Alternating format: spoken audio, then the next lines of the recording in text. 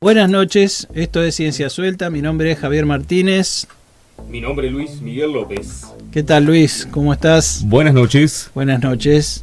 A mí me pareció un poquito bueno hacer una introducción de qué es lo que pasa con el trabajo, con la humanidad, esta revolución industrial, ¿no es cierto?, que ha cambiado la forma del trabajo, y qué es lo que pasa con esta revolución tecnológica, y cuánta gente se va a quedar sin trabajo en el futuro, y qué es lo que va a pasar. Interesante. Es un debate que todas las sociedades debemos dar en algún momento. Sí. Tarde o temprano. Sí, seguramente. Sí, tenemos...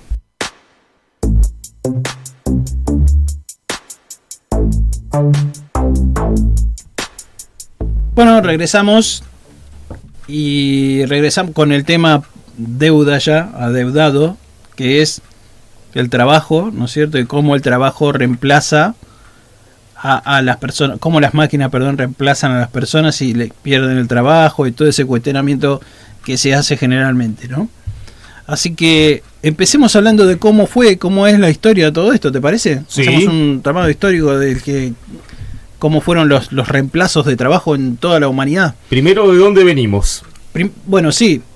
En cuanto a evolución humana, han ocurrido algunas cosas, ¿no? De decenas de miles de años, o de 100.000 años atrás, o 200.000 años atrás, podríamos hablar, pero vamos a concentrar todo, a reducirlo en 2 renglones para no hablar del tema, que está buenísimo, ¿no es cierto? La evolución humana está muy bueno, sobre todo si a alguno le interesa el tema, leer, o buscar por ahí, en internet pueden encontrar, que son los neandertales, el Homo neanderthalensis, de dónde viene, cómo los seres humanos se encontraron en Europa, principalmente en España, contra eso que son los denisovanos, otros seres humanos que existían, el Homo florescensis, etc. Había 4 especies de seres humanos en aquellos años.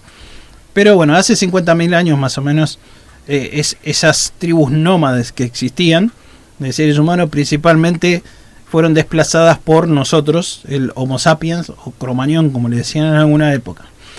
Pero en algún punto de la historia, en distintos lugares del planeta se producen los asentamientos de seres humanos, o el sedentarismo, pero no el sedentarismo de estar sentado sin hacer nada, sino el de que los seres humanos ya dejan de ser cazadores-recolectores para transformarse en agrícolas y criadores de animales, ¿no? Se domestican los primeros animales, empieza la cría de ovejas.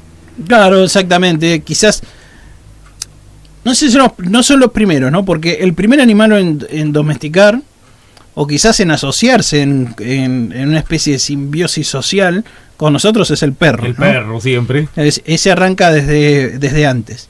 Pero en algún punto el ser humano, quizás porque al tirar los desperdicios de semillas en algún lugar descubren que ahí crecen las plantas, ¿no es cierto? Quizás eso haya llevado a descubrir que con las semillas se puede plantar. Entonces ahí se produce una revolución, la primera, la agrícola, en donde ya no hace falta, ya los seres humanos más fuertes ya se empiezan a quedar sin trabajo, quizás, si le podríamos decir trabajo, ¿no? Ellos son menos valorados socialmente, y la inteligencia se valora muchísimo más, ¿no? La de poder comprender esto. Y ahí se produce el primer cambio del ser humano, que es hacerse sedentario, digamos, ya dejar de ser nómade. Y aparece con esto, aparecen formas de agricultura y domesticación de animales, que vos dijiste principalmente. Y entonces empieza el ser humano a entender la cultura de las estaciones, ¿no? Generamos ya una cultura a partir de eso. Y ahí, en ese punto ya, empiezan también a quedarse sin trabajo aquellas personas que no tienen esa cultura. Y acá vos tenés, quedarse sin trabajo es, o entendés lo que son las estaciones y cómo se mueven en el año, el sol, que es el solsticio de verano y de invierno, o no sabés cómo conseguir alimento. Y en este punto la humanidad del alimento es fundamental. El ser humano ya no busca comodidades, busca comer y vivir.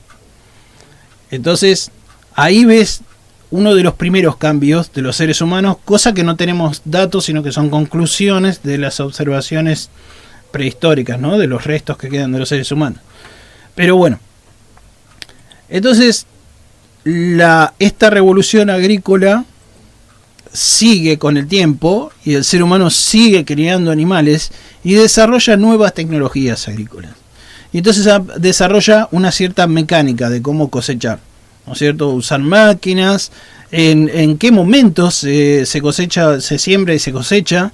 Y eso también implica que las personas que lo comprenden tienen mejor, digamos, hoy se diría salida laboral. En ese momento sería supervivencia, ¿no? Tienen mejor preparación para ese nuevo mundo, al comprender más. Se ve como que hay una cuestión acá de educación, o sea, aquellos que están mejor educados para el mundo que viene empiezan a tener mejores salidas laborales, quizás, si ponemos lo que pasaba hace miles de años en el lenguaje moderno, ¿no? Sí. Entonces, bueno, tenemos que aquellos que estaban mejor preparados con la tecnología de la época, ¿no? El comprender las estaciones, comprender la naturaleza agrícola del lugar. Los tornaron. Exactamente. Ellos están más preparados para el mundo que se venía. Y bueno, a lo que aparecen nuevas profesiones también. ¿Por qué pasa esto? El ser humano empieza a comer y a trabajar menos para conseguir más alimentos. Y entonces empiezan a aparecer las especializaciones de trabajos. Y ahí es donde aparecen las profesiones.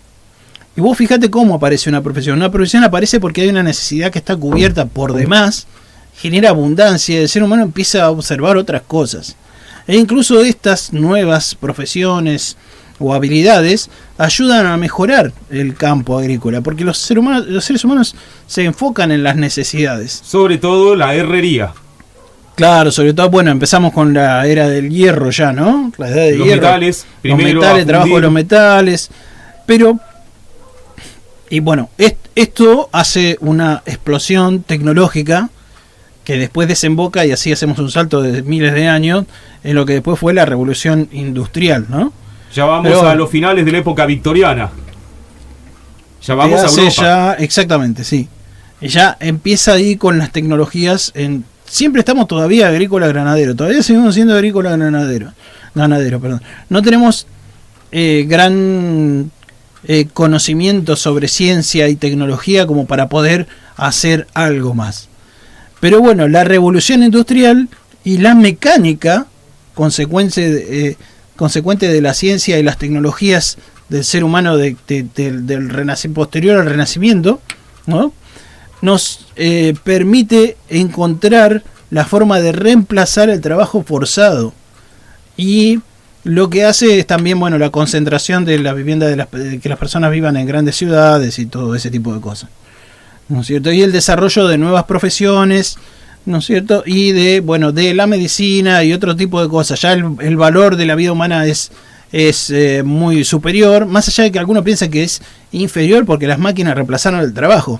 Pero el punto es que las máquinas reemplazan el trabajo, pero asimismo las personas tienen que estar educadas para el mundo que se viene. Lo mismo que les pasó a los agrícolas de hace 20.000, 30.000 años, los primeros seres humanos, les ha pasado a aquellos en la revolución industrial. El que no está preparado para el mundo que viene, bueno, el mundo se viene igual. Llegó la máquina a vapor y no pidió permiso. No pidió permiso. Las máquinas que los telares no pidieron permiso. O sea, con esto se puede hacer más rápido. Bueno, hagámoslo más rápido. Y hay un comentario, yo voy a citar, a ver si me acuerdo bien, a Milton Friedman. Hacía un comentario sobre un viaje que tuvo a Milton Friedman, premio Nobel de Economía, ¿no? En un viaje a China hace un comentario sobre por qué, si tienen las máquinas para trabajar, hay obreros trabajando utilizando la fuerza bruta.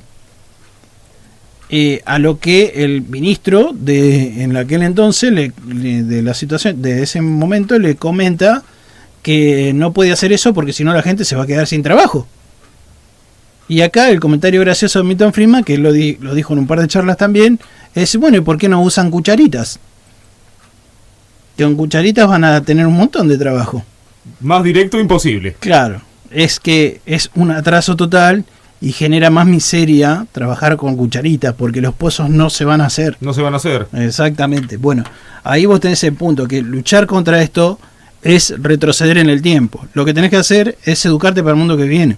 Nunca empujar el molino de viento como hacía el Quijote. No, totalmente. Aprende a usarlo. Exactamente. Bueno, ¿qué pasa entonces en este punto? En el desarrollo de la ciencia y la tecnología. Aparece la electrónica, la informática y todo en lo que estamos viendo en el presente, ¿no es cierto?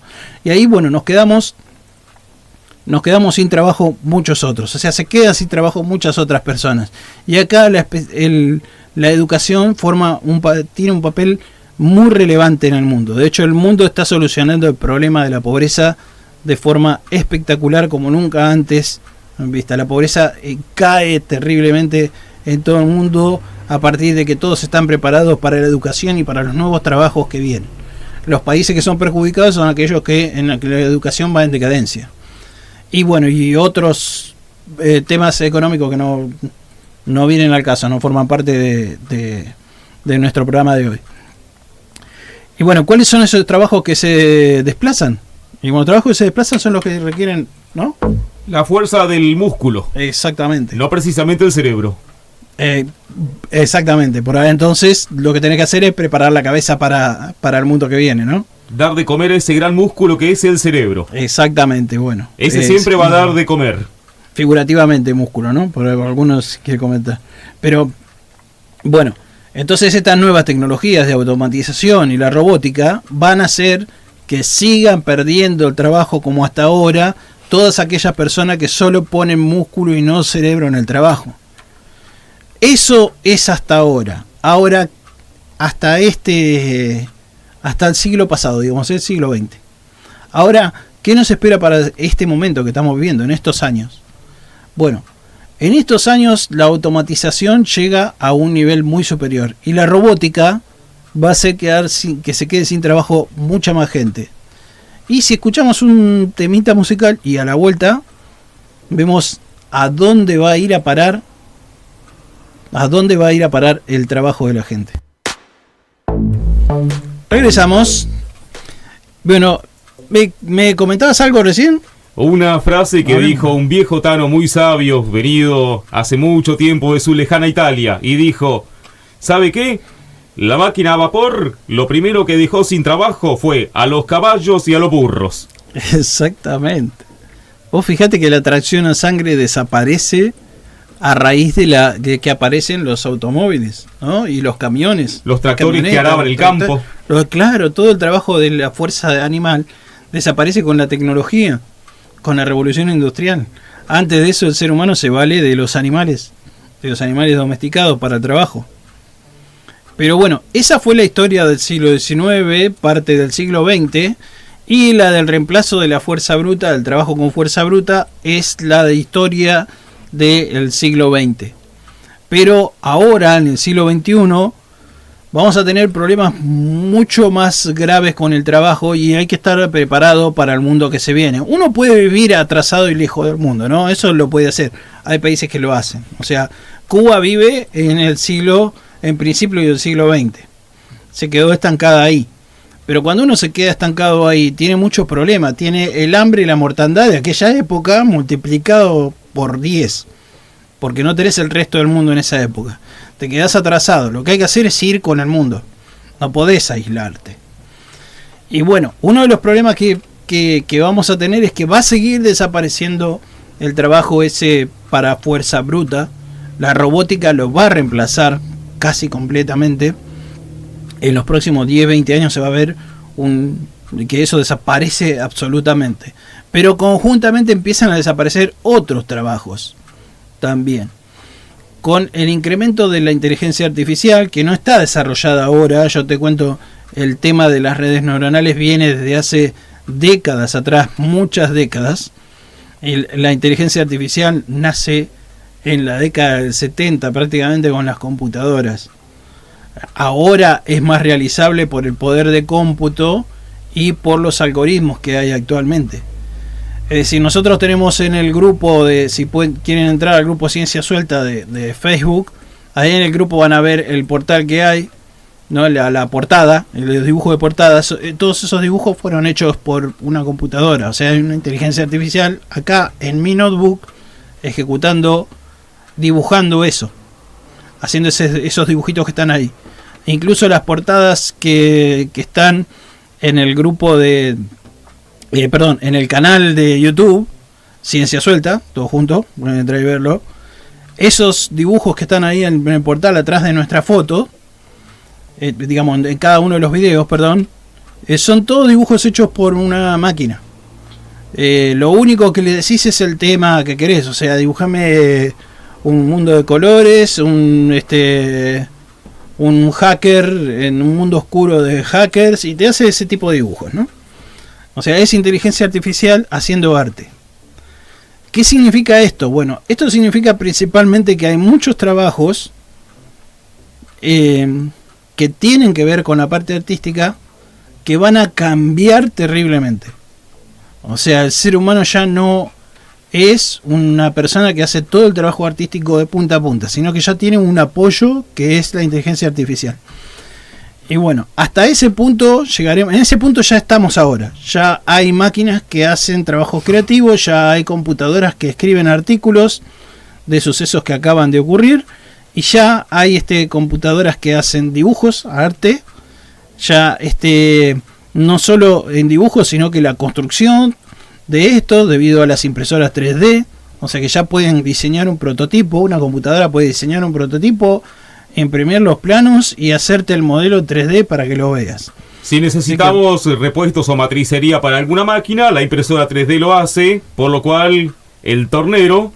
Claro, ya se empieza, digamos, ya hay una máquina que hace eso. Bueno, los tornos ya automatizados ya existen, o sea, es un programa de computadora que maneja el torno y te hace la pieza. Hace la pieza, es verdad. Exactamente, hace, bueno, una gran parte. Hay un trabajo humano que tiene que intercambiar. El trabajo de la creatividad humana va a seguir existiendo por muchos años más. Tranquilo, en ese caso, los primeros trabajos que van a desaparecer van a ser siempre aquellos que requieran trabajo, la fuerza bruta, todos aquellos trabajos que son automáticos, que requieren un trabajo monótono, esos tienden a desaparecer, esos son los más fáciles de automatizar, pero también los trabajos de oficina, ya que muchos programas de computadora van a resolver ese problema. Y además, las empresas, esto va a hacer que las empresas, lo que yo estoy diciendo no es algo que estoy haciendo futurología, estoy diciendo lo que está pasando ahora en empresas que tienden a la automatización o que están en la vanguardia de la tecnología, ¿no? Y que es lo que está, cuando te hablo, por ejemplo, de la desaparición del trabajo y que el trabajo que comentábamos hace un rato, afuera del aire, que el trabajo va a transformarse en un trabajo sin lugar físico, sino en un lugar virtual, o sea, lo que nosotros hemos conocido acá como teletrabajo, que no empezó en el 2020 con la pandemia, es algo que ya viene usándose en el mundo. De hecho, hay ofertas freelance en internet para trabajar desde casa, que hay muchos trabajadores haciendo ese tipo de trabajo, y ese trabajo está en aumento. Y lo que implica que la forma que tiene una empresa también se está transformando. Y la forma que tiene una empresa se va transformando de una empresa que tiene una jerarquía con muchos empleados y que cada empleado tiene su profesión y hace su trabajo. Eso se está transformando en varias empresas que contratan servicios de profesionales, y estos profesionales dan servicio a más de una empresa. Es una relación de muchos a muchos. Servicios a más de uno y trabajo. Bueno, ese es el esquema del futuro inmediato. Empresas o emprendedores que piden servicios, y del otro lado tenés profesionales y emprendedores también que prestan servicios. Ese es el modelo de trabajo. Así que los que están en el otro lado del trabajo, en el trabajo de una línea de producción, o se quedan en un país atrasado, o desaparece, digamos, desaparece el trabajo por el trabajo más moderno, por la robótica y las nuevas tecnologías y la inteligencia artificial. Y esto no es futuro, ¿eh? No es futuro, esto es realidad. Sí, es una realidad del presente. Imagínese que incluso la empresa Tesla ha presentado este Cybertruck, que es un camión. Tesla, lo hemos dicho en el programa anterior, la verdad que un auto de la empresa Tesla no es solamente un auto. Digamos, es un auto que se maneja solo y que entiende el entorno, ¿Qué quiero decir con esto? Bueno, muchos dirán, mirá, hay un montón de autos que se manejan solos. Bueno, todos los otros autos que se manejan solos, no hay ninguno que sea como el Tesla. El Tesla solo usa 8 cámaras que tiene para ver el mundo. Los otros autos que tienen radares, tienen sistemas de algunos sistemas de localización. Un sensor. Tienen sensores que permiten a un algoritmo hacer un mapa. De hecho, necesitan el mapa, sin el mapa no pueden transitar. El auto Tesla es distinto. El auto de Tesla maneja con las cámaras, conoce las reglas de cómo se tiene que manejar y se lo pone en un lugar y no necesita el mapa. Necesita el mapa para saber a dónde ir, simplemente. Así para calcular la ruta, pero no para transitar. Por eso que un auto Tesla se lo saca del lugar donde está conduciendo y se lo pone en otro lugar y el auto funciona igual. Y cualquier otro coche automatizado para que tenga este piloto automático, se lo saca de un lugar, se lo pone en otro lugar donde está fuera de los mapas para los cuales fue entrenado y no funciona, comete errores muy grandes. O sea, lo que quiero decir con esto es que Tesla es una empresa de robótica que tiene un autorobot, si lo quieres, es una empresa de inteligencia artificial básicamente. Y bueno, y en términos ecológicos también es una empresa que cuida el medio ambiente, ¿no? Bueno, con esto lo que queremos destacar es que la educación es un punto muy relevante y es un punto que estaría bueno tratarlo, no sé si te parece, en el próximo programa. Perfecto. Hablaremos un poco de educación y de lo que nosotros creemos que puede ser una buena salida para que la gente se prepare para el mundo que viene. Y bueno, con esto ya nos despedimos, ¿no? Terminamos acá. Hasta la próxima. Bueno, nos vemos entonces el viernes que viene. Hasta luego. Nos escuchamos en realidad el viernes que viene. Así que espero que hayan pasado un lindo día, una linda noche y por supuesto que sea el peor del resto de sus vidas.